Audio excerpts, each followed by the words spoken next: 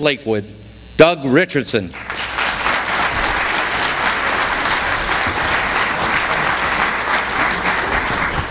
Thank you all very much.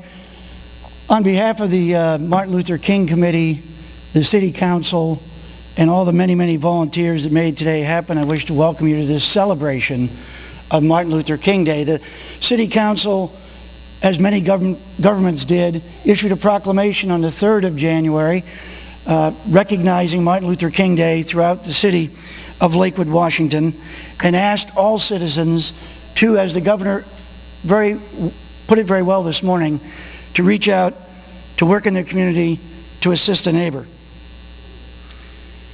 In my remarks today, I'm reminded of the 1960s, and I know for some of you in this room that seems like the 1800s. But as a kid growing up in the 1960s, they were a very, very tumultuous time. If you happen to watch television and watch that program called Mad Men, it displays the very early part of the 1960s. By the end of that decade, America was a very different country. Much of the protest for change that occurred during that decade and the reaction to it was violent. As we as a nation confronted and overcame racial segregation and discrimination. This was true later with violent protests against the war in Vietnam. And yet my memory of that time was that in the midst of all of that turmoil, there was a man who always seemed to be at peace, providing a proverbial calm in the center of the storm. And that individual was Dr. Martin Luther King.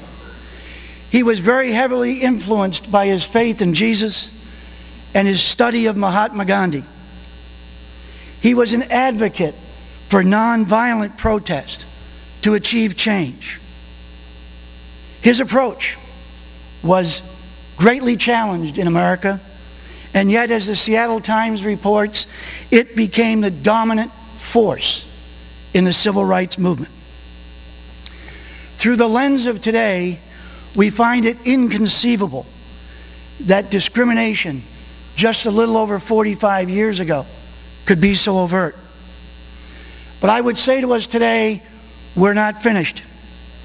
That we must all work to ensure that, in the words of Dr. King, that we judge a man by the content of his character and not the color of his skin, so that truly, as we stated or pledged this morning in our Pledge of Allegiance to our flag, that we provide a nation that gives liberty and justice for all.